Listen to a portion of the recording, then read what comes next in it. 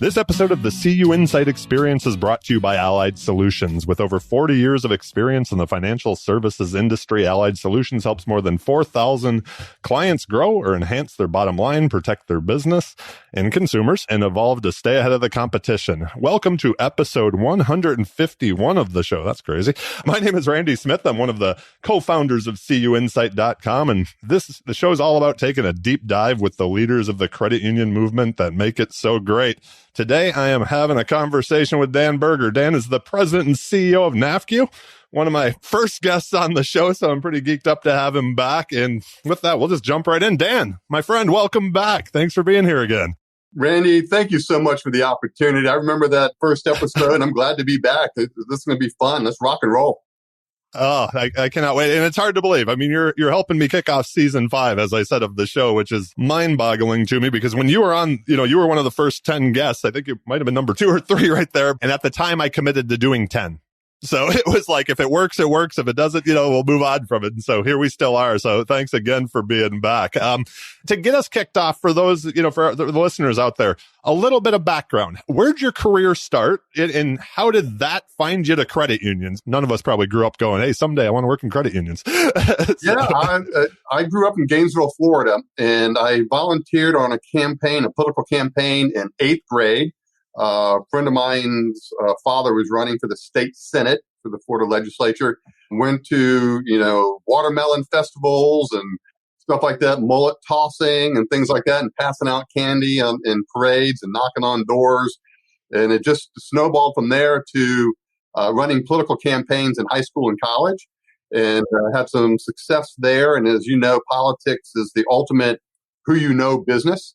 And so upon graduation, I had a pretty good stable of friends that had gotten elected to the state legislature. So when I graduated from Florida State University, I was hired right out to become a lobbyist. Usually you have to be a staffer and that kind of stuff to develop your relationships. But I had a head start from working on the campaigns. What were you lobbying to start? I was with the Farm Bureau. My very first lobbying job was agricultural issues and land issues in Florida. That's amazing. Wow. So do you remember that first time, I guess, when you were like, credit unions? This seems like a good gig. Well, the first time is the University of Florida Credit Union. And my dad was a professor at the University of Florida. And I've been a member since I was 9 years old. It's now Campus Credit Union in Gainesville, Florida. And I'm still a member. Since the age of 9. And that's when I first knew credit union. I did all my banking at that credit union for my entire life. So you had the early start there from Dad. That's awesome. Let's talk a little bit about credit unions. And I'd love to kind of go blimp level. And I was excited to talk to you about this because I always enjoy our conversations when our paths cross. What has you most excited for this year? A new year. We're in 2023. It's January. What are you geeked up about right now? Well, credit unions were built for this. I mean, we have all this stuff that's going on, but credit unions were built for all these challenges that we're facing. We got inflationary pressures. You have some, high prices. We have a likely looming recession. But it's exciting for me because the opportunities are there to serve their communities and serve their people. And from our standpoint, as their trade association, it's our job to find a regulatory and legislative environment so they can continue to serve their 134 million American consumers across our country. That's what gets me excited. There's a lot of opportunity out there because you're already seeing the big banks and even community banks pull out of various communities, especially in rural areas and some inner city areas, creating financial deserts. We have this opportunity to step in and to help our fellow Americans out there. It's a great opportunity. It's an exciting time to be a credit union.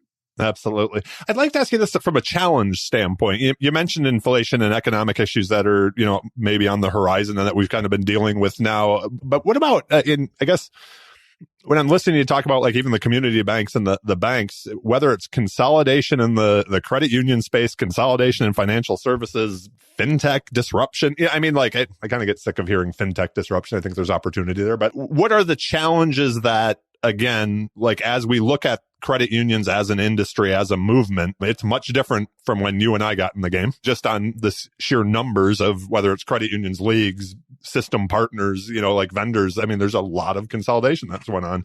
What challenges, I guess, do you see most pressing it's going to maybe a little bit backwards, but like longer term, as we're looking at the relevance of this space that we all love to be in? Well, we really have to focus, and you mentioned fintechs, and credit unions have to partner with fintechs to be successful. They can't be like Bank of America and hire 200 technologists and software developers. So you have to have those partnerships. But one of the headwinds that we're fighting on, quite frankly, is to push back on their mission creep. A lot of fintechs are getting into our marketplace where they don't have the regulatory schematic that we do and the hoops they have to jump through from a regulatory standpoint. And then same on the legislative side. And so we keep a real close eye on that to making sure that we hold them accountable for, protecting the American consumer. And so we already have, Dodd-Frank. We already have Gramm-Leach-Bliley. We already have all this oversight where a lot of the fintechs do not. And so, that's a major challenge. You see fintechs creeping into our marketplace. And so we've been pushing back really aggressively. One of the other challenges that we're focused on is the non-interest income. You see people talking about overdraft or courtesy pay, or, most recently, our successful fight against, Durbin legislation. There was a backdoor cap over non-interest income on interchange for credit unions and other financial institutions. So those are challenges that are out there. But again, Randy, you mentioned there's also opportunities. There's things to, try to add underserved areas.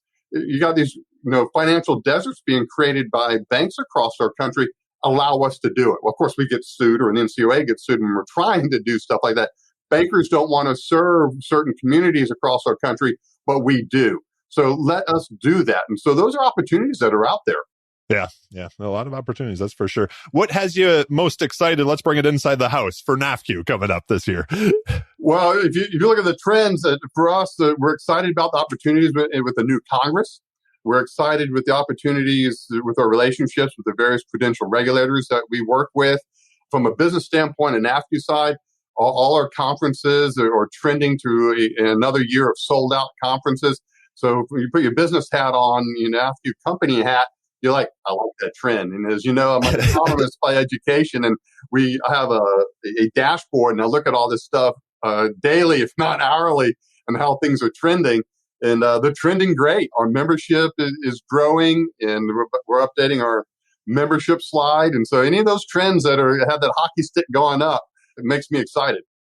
That is a good thing. I'm always excited to talk to you about leadership questions. So I'd like to make sure we dip our feet in there. You have the blog that I'm a reader of, and we will link to obviously in the show notes. One of the things, and part of it I think maybe comes from what I mentioned earlier with consolidation, but other is just age, quite honestly, is we're seeing a lot of turnover in the CEO ranks. Which means some young blood coming in, people retiring. And one of the questions that I had for you, you've made it to that chair. You've made it to that desk. A lot of the folks that are listening here, you have people on your team who may want to be CEOs someday. When you're thinking of that senior leader, or that person who would like to be in that office someday, or not maybe yours, but somebody else's, do you have that piece of advice, or what would you, I guess, tell that person out there listening today? I think it's important to focus on doing the job you do. And focus on your responsibilities and do that well.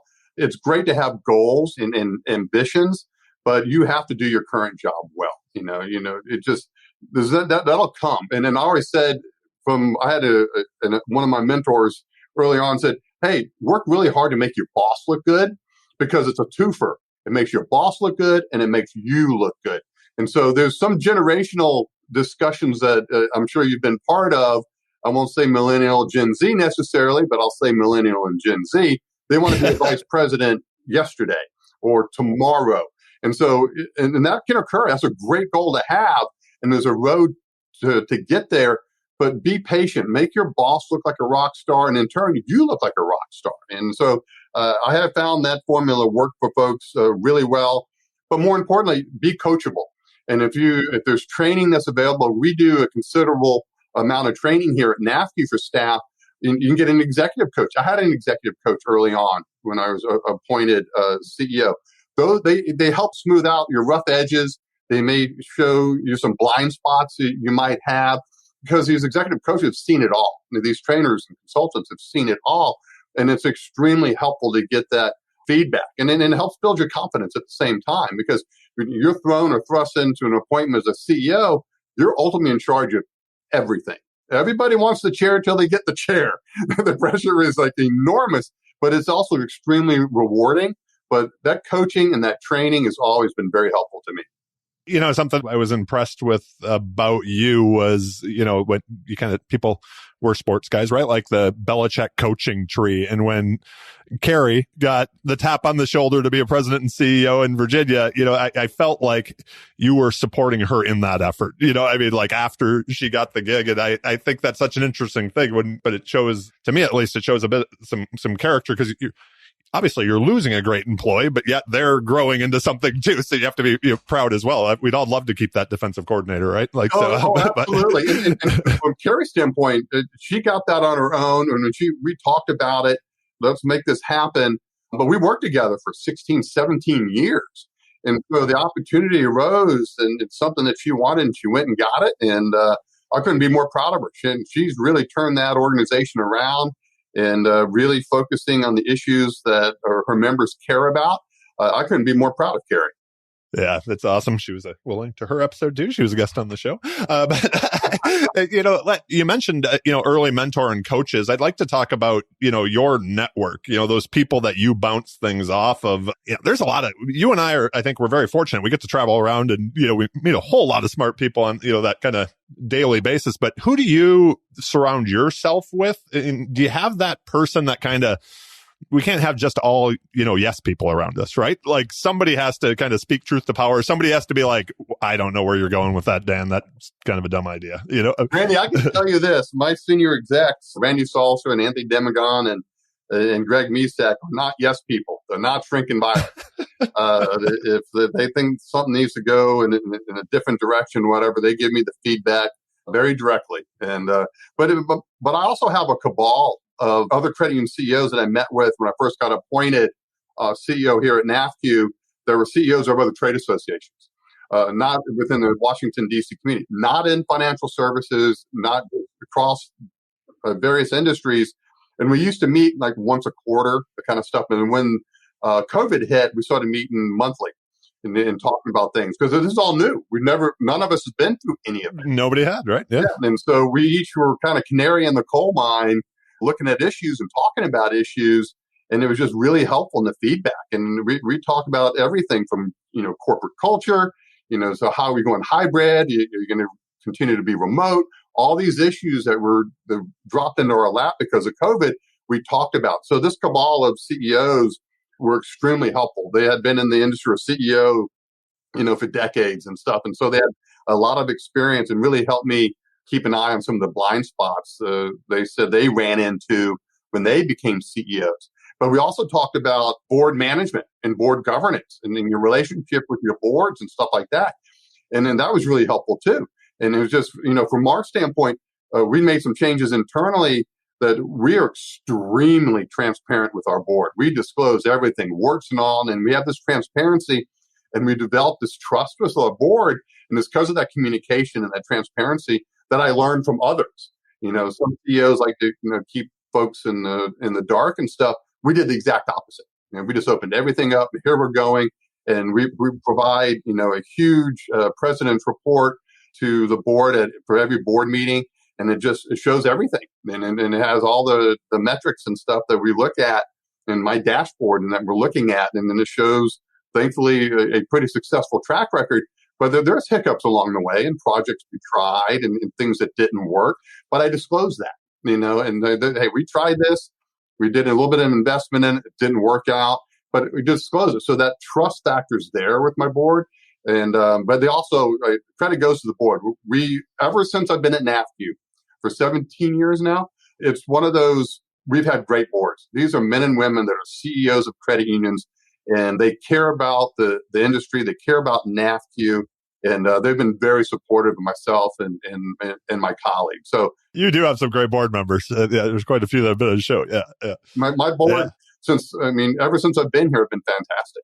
So a couple of different questions popped up there. The first one, to kind of go back to your point that you were making there, but you mentioned, you know, something like Randy and Anthony on your senior leadership team. And how did you create that space where they feel comfortable calling you out? Because I think often in some organizations that CEO is kind of the, you don't speak back to that type of thing.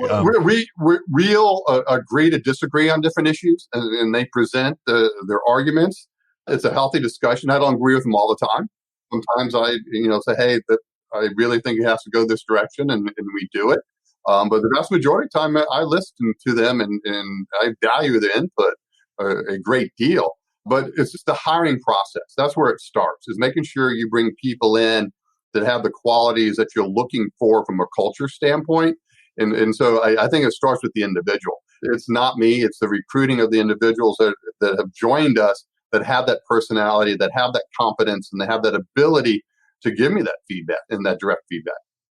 This question has come up over the past, since the beginning of the podcast. I just was thinking of something Chuck Fagan said early on, in the first 10 episodes also. But that idea, what you were talking about, like what you learned and whether it was being transparent with your board but how to build that relationship with your board. I have found over the years when friends of mine have become CEOs, if they were senior leaders beforehand, they thought they knew the board relationship, but until they were that pivot point of it, they didn't realize the board relationship, right?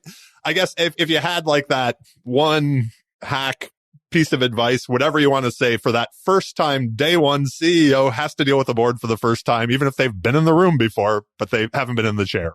I think if there's an issue that's being discussed and you're getting pushback on it or something, you got to take the feelings out of it and just focus on the metrics. Here's the data. Here are the facts, and present those facts as they are, and take that emotional element out of it. And that really helps. I've had disagreements with my board over the years, but it's done in a professional and respectful manner. But it's always data driven for me. I mean, as an economist, I throw the metrics back and say, hey, here are the facts. This is what it's going to look like, and stuff like that. And it tends to work. You take the emotional element out of it, hear them out. They have a right to be heard. They are a board member. I have 11 bosses, so I have tremendous respect for them, as you can imagine. But it's also, I want to hear them out because they're smart. They're CEOs themselves. And that's the thing. And my board is CEOs are problem solvers too. And so, but they also go, hey, they don't like their own boards getting into their knickers and some of the granular aspects. I haven't had that problem. My board keeps it at a high level, strategic, talking about visionary issues and where peaks around the corner, where we like to see their association go. But I always try to just present the facts in a non-emotional way. The end of last year, Jill and I and a bunch of credit union folks got to have this amazing experience. We went to Kilimanjaro and did Climb Africa with the Akaska group. And one of the things I was blown away with in the time that I was spending, and I've known George for quite a few years, but George Ambato from Akaska, was the way that, whether it was to his board or his staff, and even people around the world, right? That he did such an amazing job of having people buy into his vision. And you mentioned vision, and that was something that I wanted to talk to you about a little bit, was just this idea of when you're trying to express it's your job as the CEO to, really look strategically and set that vision. How are you getting, whether it's, and that kind of comes back to that interesting pivot point in the organization again, right? Like you need your board to buy into your vision and be on board. You also need your senior leadership. So if somebody comes and they kind of disagree at the end of the day, it's your job to make that final call. What have you learned along the way as far as making, not only setting the vision, but once you have it, right? We all have a vision of what we'd like it to become, getting the buy-in from everybody that's around you, right? Communicating it. One of my executive coach was John Spence, and he was extremely helpful to me. He was on the podcast afterwards. Yeah. After you were on the last time. Yeah. Amazing conversation. He was extremely helpful to me and helpful to NAFCU. In the beginning, we were trying to change the culture here. And we really focused on that vision component, the strategic component. And he said, you have to communicate it, at least a dozen times. You think they heard it the first time. You hope they heard it the second time. You hope and dream they heard it the third time. But there's things going on in people's lives. We're all busy. You got work, you got family, you got all kinds of stuff that's going on in the world. And you got to communicate it over and over again. This is a vision. You know what? NAFCU wants to be the best financial services trade association in Washington, D.C. period. That's our vision. And we're going to do everything possible to get there. And that's membership growth. That's providing the best advocacy, the best compliance assistance, the best education and training. But our goal is to be the best financial services trade association in DC, period. And we talk about it at our all staff meetings, a considerable amount, all the time. And it's work. But also, I think it's a reputation thing that you have to get a couple successes under your belt. So people, not just your colleagues in your board, but your members start believing in your vision. And so you start building, it's building blocks. You have one success with your vision, then another, and it just keeps building up. So let me ask you this, and this was a question I was hoping to get to later in the show, but I think it ties in here. You have, like you just stated, the vision at NAFCU, the idea of being the best financial services trade association in Washington, right? A lot of stuff comes at us. How do you stay away from, sometimes it's more important to say no to great ideas than it is, how do you keep the creep out to make sure, we don't have the space to do everything? That you are, when you're looking at an idea or when you're looking at an opportunity, that you're like, does this fit that vision, or does it just seem fun, quite honestly, or something, Yeah, when I was appointed CEO, we stripped it down. And as you're probably well aware, trade associations in Washington, D.C. try to be all things to all people. And so like I mentioned it briefly earlier, we do three things that we stripped it down. So what I did when I got appointed, I flew around all around the country, meeting CEOs and their teams, members and non-members. I said, what would you like your trade association to look like? Advocacy, period. 99.9% join NAFCU or any other trade association for the advocacy. Then they said compliance assistance would be helpful, and then some robust and dynamic education and training. Those three buckets is what we do at NAFCU. We do advocacy, compliance assistance, education and training. That's it. Doesn't fall in those buckets, we don't do it anymore. And so we do that kind of stuff when we look at it, and that's the filter we use. But the other filter we use is, does this benefit NAFCU members? Would this benefit XYZ credit union? And so we do everything through those filters.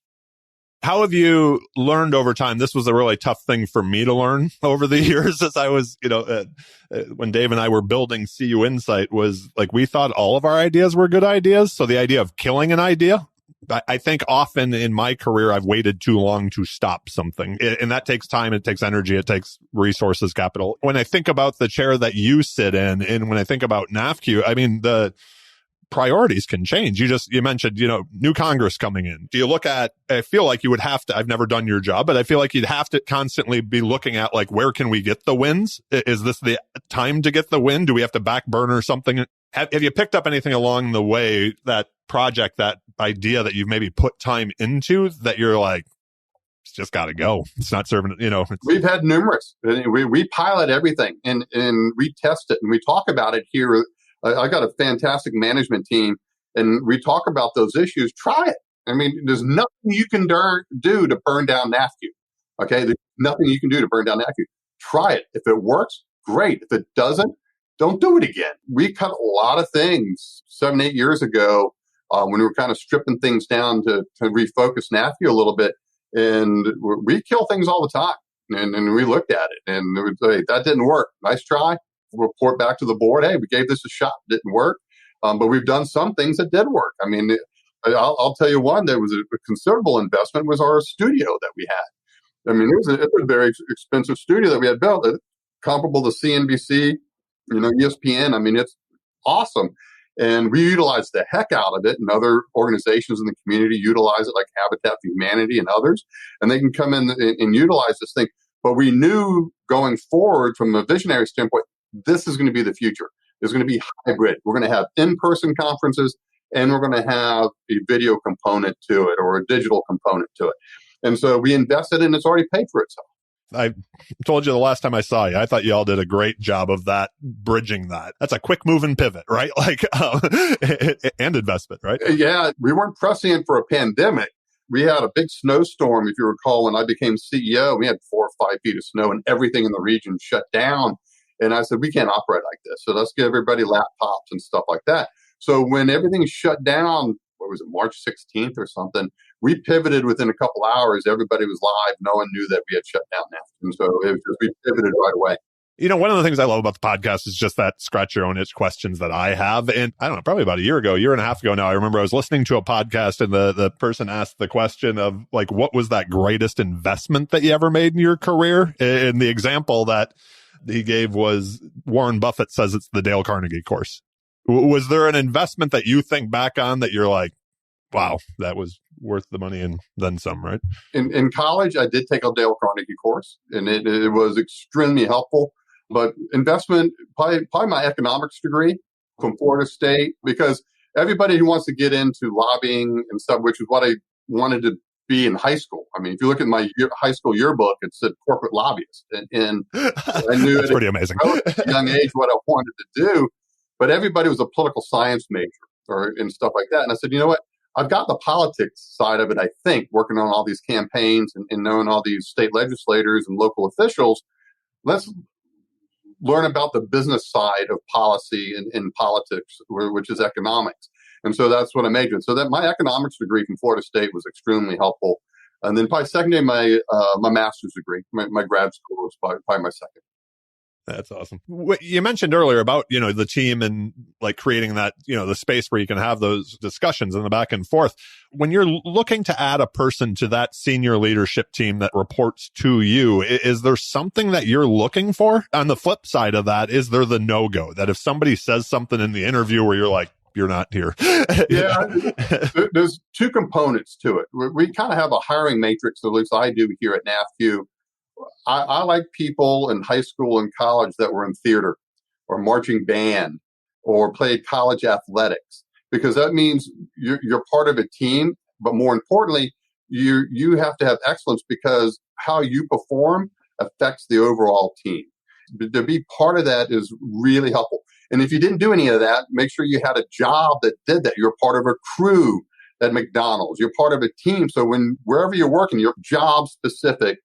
You know where it falls within that team environment. And so it's worked out really well. And anytime I deviate from it, I regret it.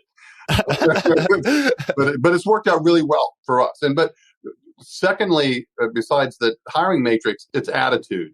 Attitude for me is much more important than aptitude. I think you can always get the skill set, but a negative attitude or, woe is me attitude is just a cancer for an organization.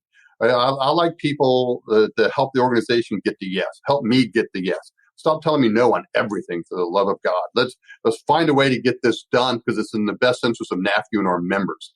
And so that attitude is extremely important. So we really focus in the beginning with our hiring on attitude and aptitude. So you want the gray matter between the ears, but that attitude matters even more so. So when somebody's on your team, how do you give feedback? Right? Like there's always something you mentioned that I absolutely loved earlier was that idea of like NAFCU is not going to burn down. Let's try it. I guess what have you picked up along the way as far as giving the feedback to the employee, whether it's they made a mistake or if something didn't work, but also on the positive, right? Like when somebody's done something well, how are you providing feedback to your direct reports?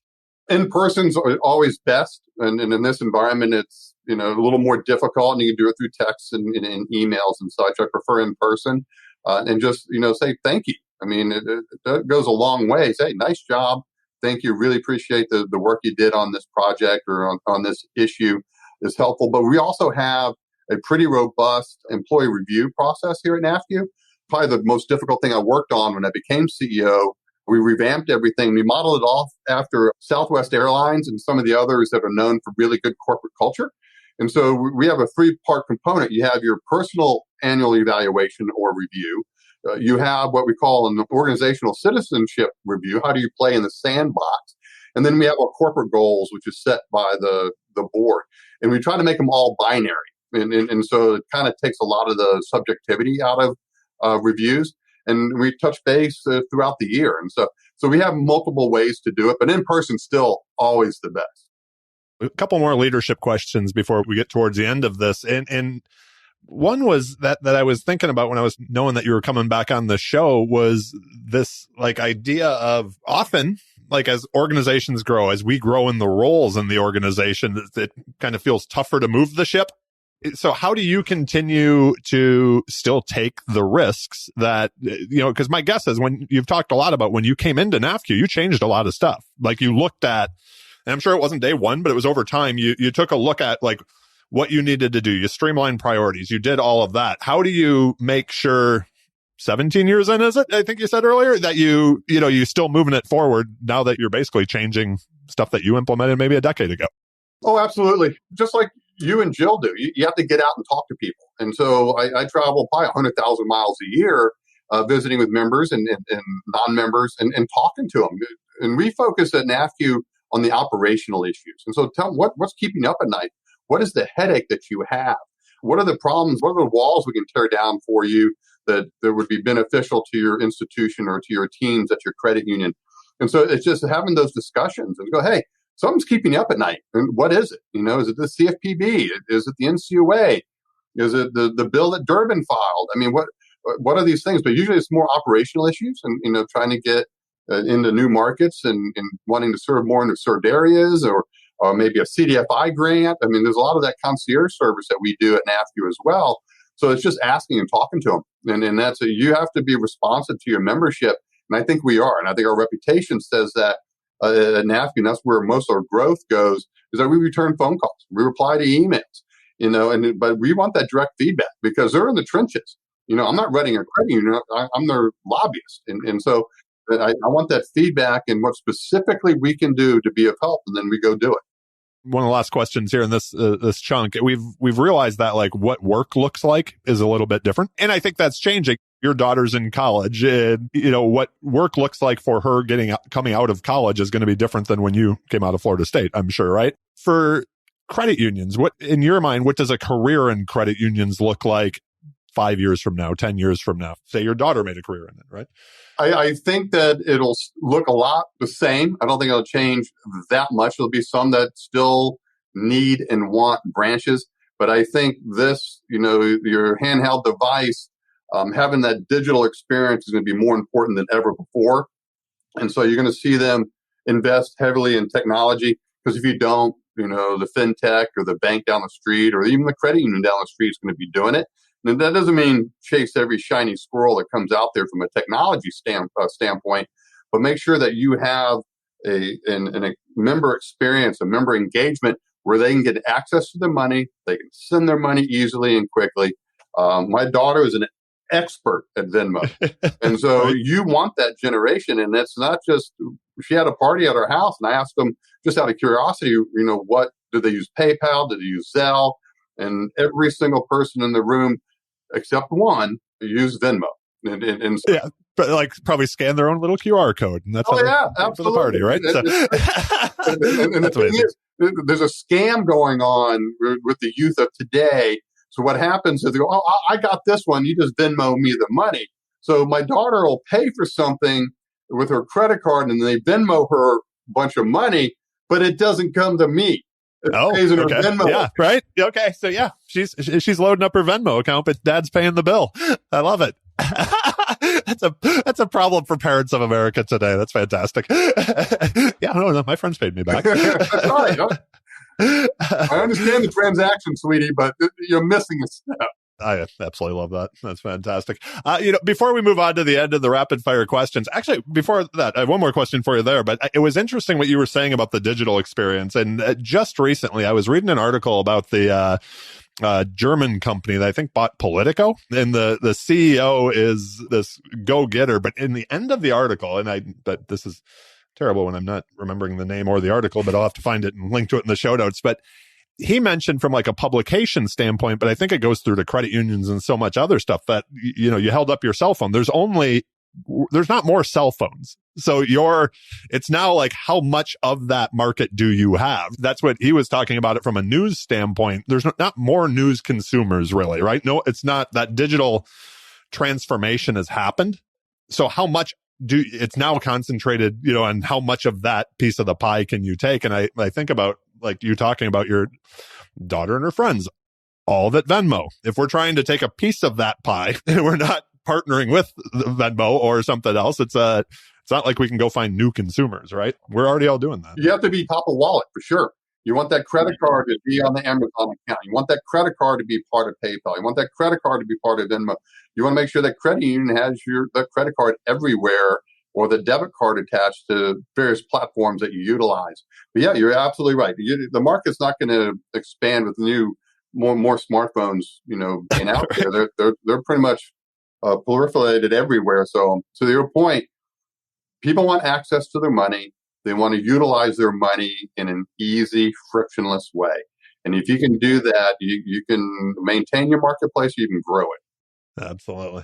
So before we move on to the rapid fire questions, was there anything you were hoping I would ask you today that you were like, I want to make sure I get out there? Yeah, I want to know why you haven't invited me on one of your global trips. Oh, you can come anytime. I just booked the ticket. I'll be down in Panama a lot this winter, so I'm sure there's fishing down there for you. That's the only question I can think of. Where it's like, heck, I'm globe trotting around in some of the coolest places on earth, and I just want to know why I didn't get that invite, but we can talk offline. The invite is open, but I'm sure, as you know, because you've had some amazing ones here the past few years too, that I've enjoyed following.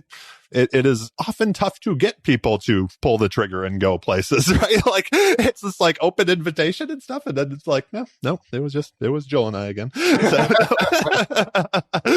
luckily I found somebody who also always says yes to buying the plane ticket. So I love it. All right. So a little bit of fun here with the rapid fire questions. I had to mix them up a bit since I didn't want to ask you the same and just try out some fresh ones here. But so you mentioned, very early on, 8th grade, getting into the politics game. What was the first job you ever had, like the paid job? Paid job, I used to mow lawns in Gainesville, Florida, and I had a little lawn care company that I sold after I graduated high school. We actually sold the lawn care company. Amazing. They sold the client list to another lawn care company. It wasn't for an extraordinary amount of money by any stretch, I'll tell you that. Absolutely, but an exit strategy. I had an exit strategy. I hate mowing lawns to this day.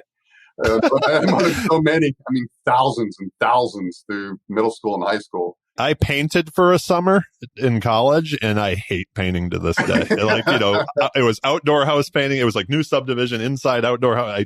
To this day. I did commercial roofing one summer too, and that was pretty awful as well. I learned what I didn't want to do. But in high school, one of my first jobs besides the lawn care was I worked in the University of Florida golf course. Oh, nice. Awesome. When was the last time that, whether it's professionally, personally, that you were just amazed by something? Probably my daughter. Shelby was really focused on her academic career. She made straight A's through high school, all her AP courses. She was a captain of the tennis team, captain of the dive and swim team. And her goal was always to go to Vanderbilt. She was recruited athletically as well as academically to various institutions. And her goal was Vanderbilt. She liked the engineering program, liked the dean, liked the professors that were there that deal with, the civil and environmental engineering that she wants to focus on. And that was her goal. And I'd be darned if she didn't nail it. And it just, to this day, just baffles me because as you're probably aware, Vanderbilt's very difficult to get into, not just because it's a great education, but it's in Nashville. Goodness sake, yeah. Who doesn't want to go to school? We were talking about that before we hit record. Oh, yeah. An amazing place to have a college At 18, I was never mature enough to ever be in Nashville. I'm with you, my friend. I just have to say, I love, you and I are friends on some of the socials and things like that. I love what it seems like the relationship you have with your daughter, where you guys you all go out and do things and she fishes with you. And it's just, you look like you're always having a blast. So it's a beautiful thing, my friend. I appreciate it.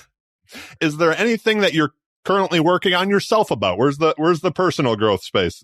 I do a lot of reading, and I read a lot of like change management and leadership books and things along those lines. I read probably 2 or 3 books a month in that realm, and those are the kinds of things that I continue to read. I'll mix in a fiction book here and there, kind of to break it up. Yeah, that's kind of what I'm focusing on. The book I'm reading currently is Do Hard Things. Okay, yeah. By, I guess, Steve McGee's. He's about the science behind being resilient and the science behind toughness.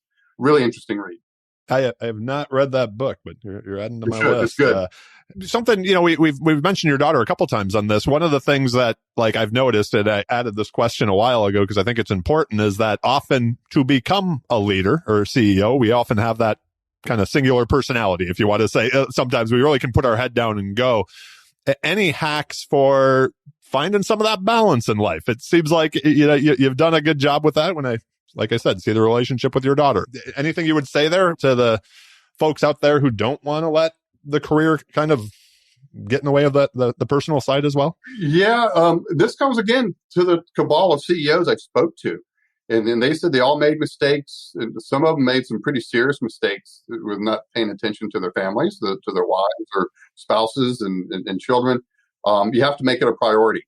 And so there's always work you can do early in the morning and do late in the evening, but don't miss that swim meet. Don't miss that tennis match.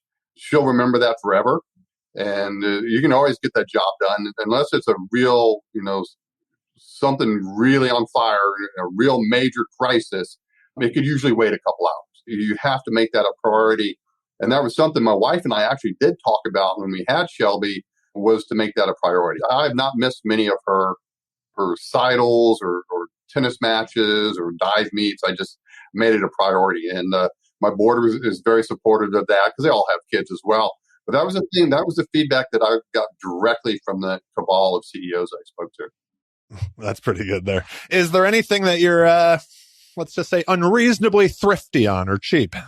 My colleagues would say everything. The economist.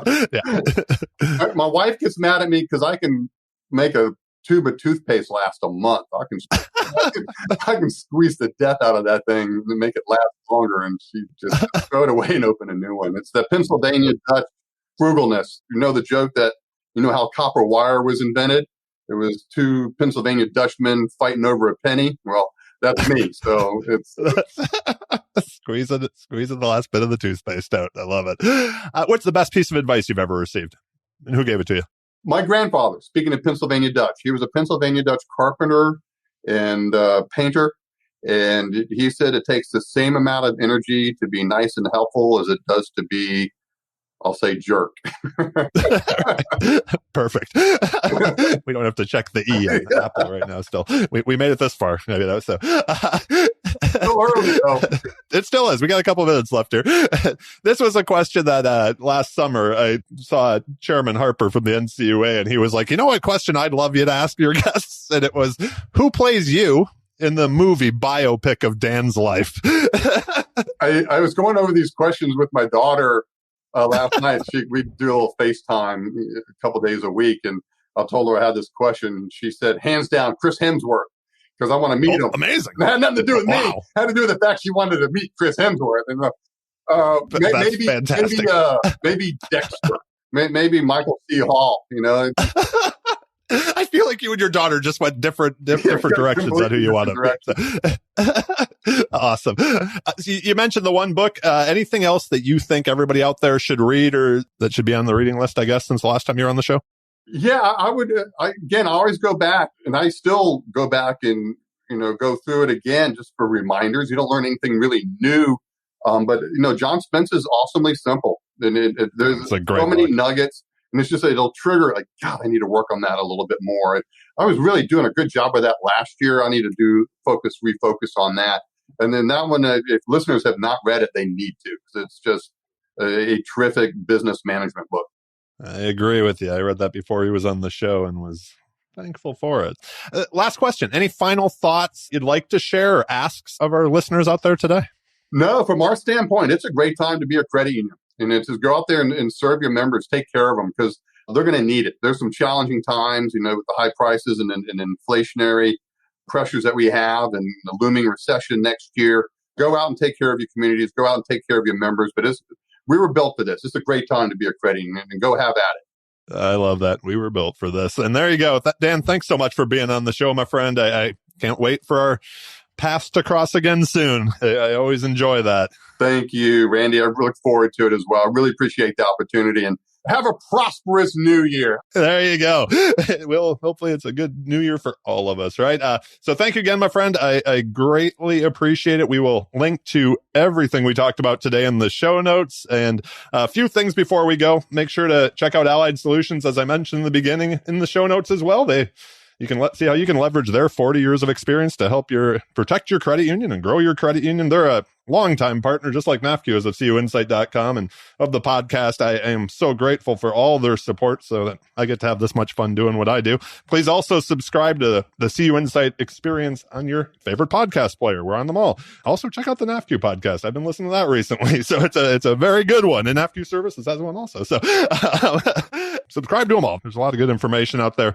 Also, the books that were mentioned on the show, a quick search of the CUInsight Experience podcast book list, and you'll have your next read on its way from Amazon. And last but certainly not least, I want to thank all of you for listening. Y'all rock. I appreciate the kind words that come in about the show and cannot wait to see you all again soon. Be well, friends. Talk to you soon.